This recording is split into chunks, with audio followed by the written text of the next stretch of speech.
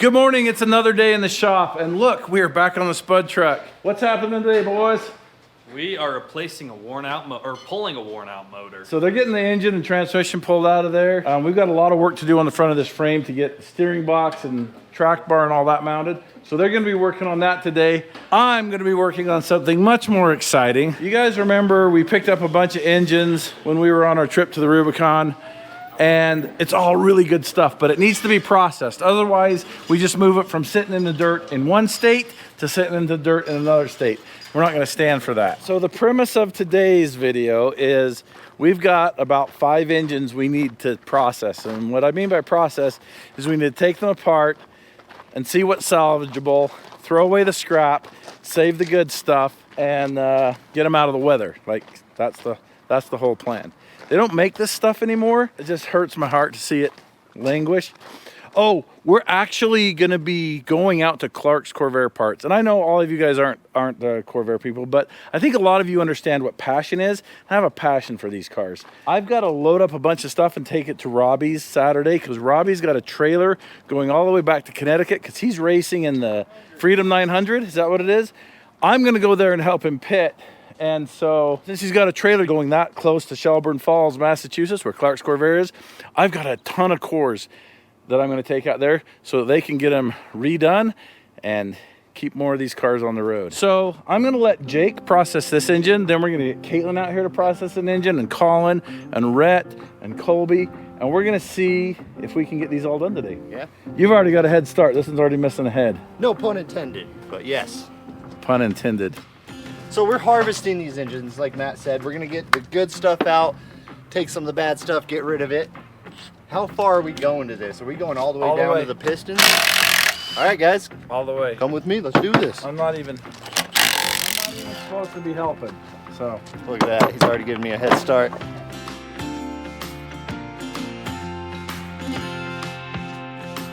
So right now we are trying to get the radiator out of here.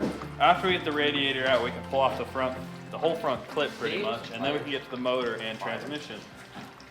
We made one heck of a mess already, but you know what? That's just part of the job. Jeez. Oh, that's just straight up missing that bucket. We made a bigger problem for ourselves. Just straight up missing. There you go. I couldn't see. Okay, we just got this head pulled off, and look at that. This engine was taken out for a reason. It dropped an intake valve seat, which is kind of rare on a 95 horse head, but look at that. They kept driving on it. That's a lot of damage. Oh yeah, this thing's got 20,000 miles on it after that fell out. Yeah. This head's junk. I don't think there's anything I want to save off of it. I know that can be welded up and repaired, but I have like 3 or 4 sets of these that are in good shape. I think this is going in the scrap pile. Proud of you. I know this is a lot of work, and it also might seem trivial, but this is a lot of fun for me. Yeah, same. What cam do we got We're in not there? saving this case. It's gonna be the 891. Oh, it's kind of in there. There we go. I'm worried about this one lobe, because that's the one That was, got gnarred. yeah, but it looks perfect. Yeah, I wouldn't run this cam. It might be good for a regrind though. I think this crank is not perfect. Nope, it's grooved. Oh well, we got what we paid for. Yeah.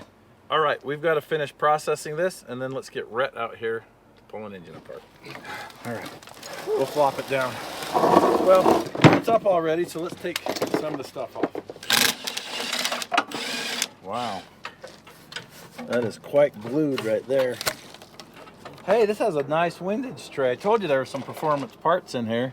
I don't know if Matt already showed you guys, but we think that this car was probably tracked. He's got custom baffles in the oil pan, and then check this out. I think Matt already pointed these out, but the guy who owned this added these on so that the oil, when you're hitting the corners, But yeah, it doesn't run up the push rod tubes and end up in the head and away from the sump. Kind of don't care if there's oil up there in the valve cover, that doesn't matter. yeah. But it does matter if there's no oil down here for this to pick up. So yeah, they were doing kind of some custom stuff. Yeah, this is cool. They put a lot of thought into it. It's not a lot of money, so awesome.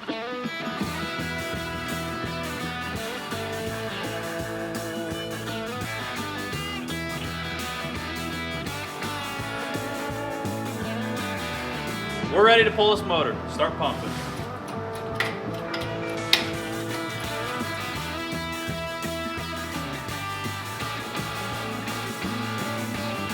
So this was Rhett's first time completely disassembling a Corvair engine. What do you think of that? That's pretty easy. Not too bad. Okay, go get Caitlin. I can already tell that Rhett's going to be the slowest. So Rhett's actually fast and very knowledgeable, but he takes a break after every single action. So he'll put the socket on, and then he'll take a break. And then he'll take the nut out, then he'll take a break. Then he'll lift it out and drop it in and take a break. That's why Rhett's slow. Look at that failure. That was moments away from disaster. You never know when these old things are just gonna give up. That's crazy. The thing about working with Caitlin is, even if she's struggling, she doesn't want help. And is this the first engine you've ever tore apart? Okay, and she doesn't want help. I'll take advice. She'll be like, what size do I need for this? She'll ask what size the socket is. But if you start taking it off, she'll be like, "What? Here, hey, that's mine." Well, he told me I'd be doing it all by myself. I expect that. Well, I'm just giving you as much help as I gave Jake and Rhett. But I'll back it off a notch. That's what she wants. I appreciate that. So this mist system that's all set up here is just amazing. We live in the arid desert where it's like 4% humidity today and it's 111 degrees or something like that. But look how much Peanut approves of this mist system. Yeah. All right. What? What is that? This Is that different? This is a heavily modified 102. Is that a hose clamp Where? in the cylinder? Oh yeah. This is how you make 64 cylinders work on a 65. Because these aren't, remember these aren't as big a diameter? Yeah. That's an old hack right there. What is going on here? This has different heads. That's so... Do you know what engine this is? No. Remember when I told you that I built an engine for Jeff Carter out of the scrap bin? Yeah. Is this it? This is the engine. You got hodgepodge pistons and then some Yes. randoms, a 110 head, a 102 head. I bet this thing ran all right. I did this to lower the compression on a 102, just to test. This was just a test head. It was a head I was going to throw away. I tested it. I threw it away, and I bored these out because I was just playing with the mill. Yeah. This was literally a test head, and then I'm like, oh, I got to throw an engine together overnight, and I did, and this is it. And this thing ran for like 5 years. With the hose clamp spacers? Oh, there's nothing wrong with this. I love it. But this all needs to be thrown away. Oh. This head was in a scrap bin once. This is my hodgepodge engine. I feel bad because you guys have only really seen me slop engines together. I can build an engine. I'm gonna have to show you I can. Once we get our clean room in there, I'm gonna measure things. This motor ran for 5 years. It went all over Cedar City. It drove from Cedar City to Hurricane. This was a good engine and I built it. I slopped it together like you've never seen slop. Okay, Caitlin, let's do the other one. You want to put that on the scrap metal pile? But you're in my way. Sorry. It's okay. Told you. All right, so out of this particular engine, we saved a crankshaft core, some core rods that can be rebuilt, this thrust washer off this camshaft, and I believe the case is good. The rest of it goes in the scrapper. Let's go this way. A little bit of dirt. I'm gonna get this thing knocked out. 15 minutes flat. Hit start when you're ready. All right, I'm turning the timer off at 53 minutes. Is that a reflection on Colin or me? I don't know. I'll let you guys decide. Well, we're gonna finish cleaning up this mess and we'll be back tomorrow. I haven't even worked on a spud truck today, but somebody was. All right, we're gonna clean this mess up. We're gonna be back tomorrow like that. I can only blink. It is a bright and shiny sunny new day, and we've got 2 more of these to process. This one is Colby's right here. Genuine 140. It is. Let's see what we got. So this one was locked up, so we might not go as far down on this one as we did on the other ones. But this one right here, this one is not locked up. This is a 180 turbo, 1965. So we're gonna process this whole thing, and this one's gonna be mine. So we loaded it up with everything that we took off of it, everything that's going on it. The cab is full of stuff, the back of this is full of stuff. We're going to park it because we got some exciting stuff happening in the shop, which we like to call epoxy.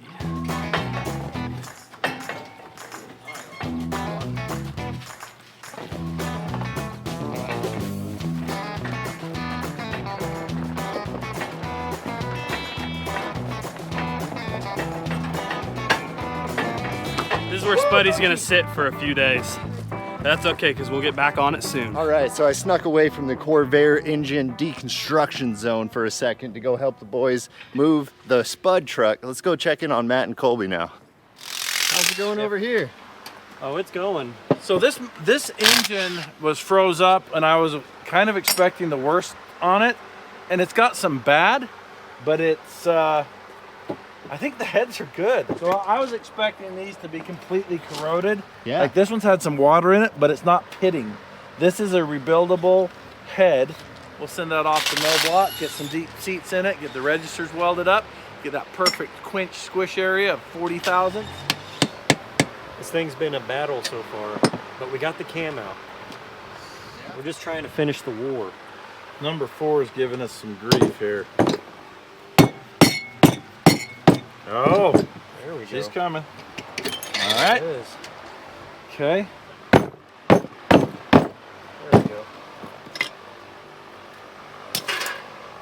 Another $10 core. Trying to be gentle with this one. I'd like to save at least 1 rod out of this engine.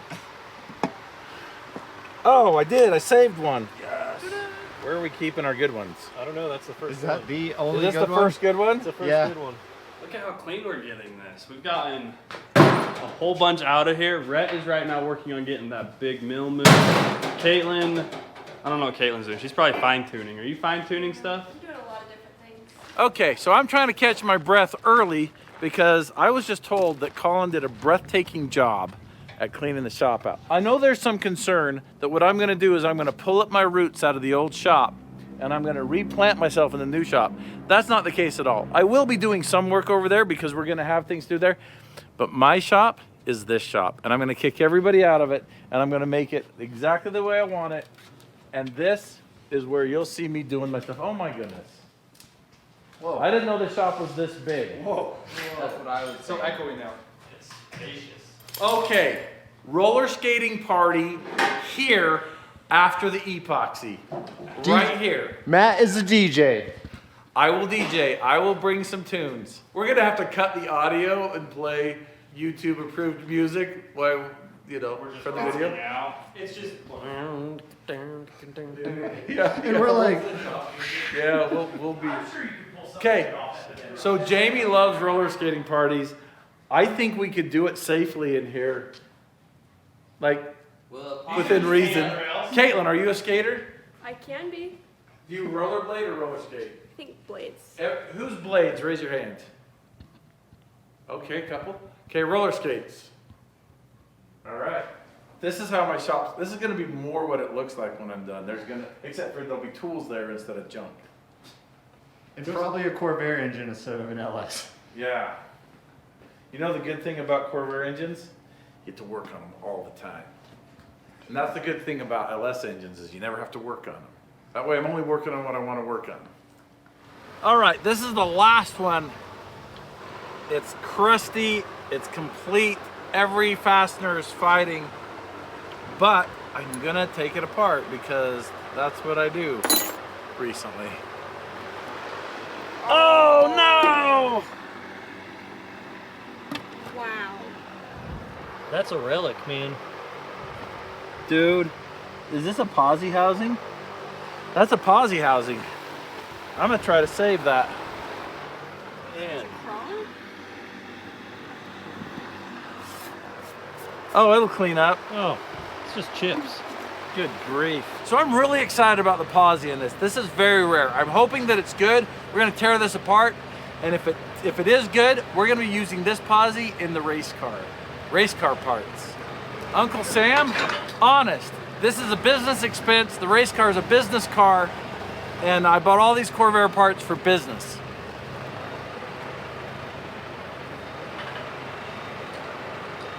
That's right.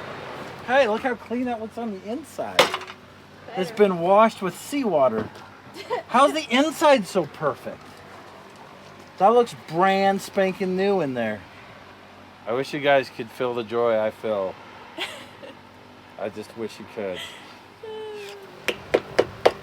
Dick, did you notice how Caitlin came out and just completely hijacked this job? Get out of here, Matt.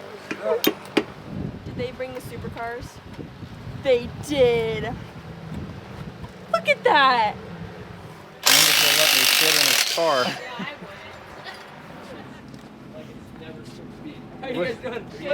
Which one can I drive first? Oh yeah, we're What's deep up? into Baja. What's up? Good to see you. Good to see you. I heard you guys are working on some fun stuff. Always. We always are. We just came to bring more fun. So you work on the supercar stuff. Yep. We work on the opposite end of the spectrum. Perfect. Perfect. You know what we say though is Ron calls himself the redneck that won the lottery. And so Okay. we love any end of the spectrum. Anything we could do. I'm the redneck that lost the lottery. So this is a 2023 Huracan Silverado. It's one of 1,499 produced. We had one of the first ones in Utah. I was one of the first two that got off the boat and came to Utah. And in the past year, I think within the first 600 miles, we threw a twin turbo kit on it.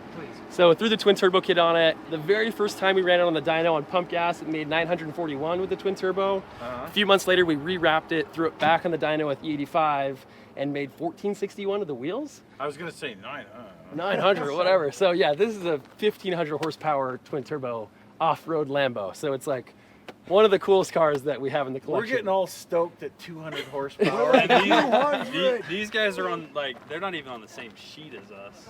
This is the closest I've ever stood to a Lamborghini. And I'm not a big fan of supercars' looks, but I do respect them. They are fast.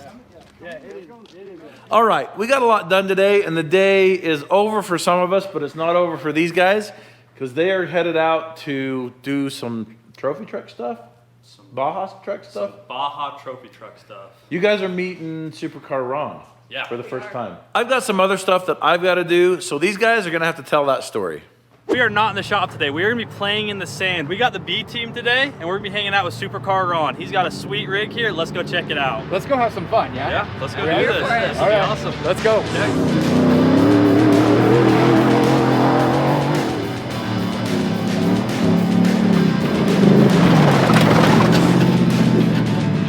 That is just crazy.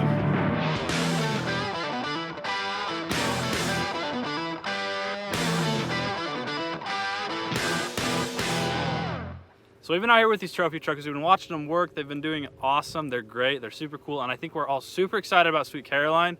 Right now, we've been talking, hanging out, and they're getting ready to jump this dune. So we're gonna hang out, have a good time. We're gonna watch them send this a few times, and then we can head on home and do it again tomorrow.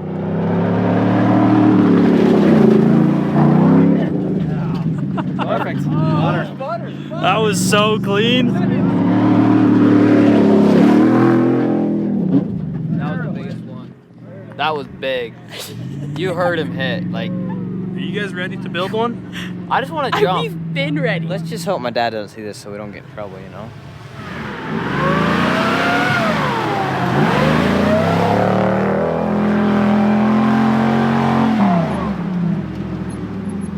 I don't know if Dad sent us out here to play exactly, but we are. How was that? It's good. Okay, good. It was really good. Did Dad send us out here to do recon or play? I don't know. I'm gonna go up that one more time right there, though. Was the MORR made to fly? No. Are we gonna make it fly? Probably not. We're not gonna try to. We're not gonna try.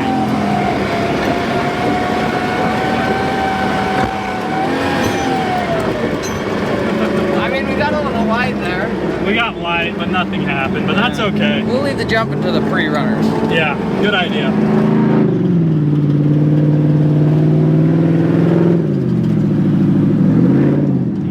Let's go for a ride in the Baja truck. This thing rides nice. My goodness. It's not bad, huh? Oh my. Oh! Whoa! Oh my smokes! Dang, that is crazy! That is the weirdest feeling ever. It's like a... No way! Yeah. Hey, how was that? We got some elevated heart rates in here right now. Dude, that was insane. That was awesome. It's so weird being in a truck this new, and we're jumping about 50 feet. That's pretty It was insane. so smooth. Oh yeah, that's easily 50. Dude, Thanks, guys. Thanks. You guys are awesome. Sick. High five. Good time. Okay, I've had a couple comments about, hey Matt, got to be careful getting your dream shop, because if you get your dream shop, kind of ruins some of the flavor that was why we're here.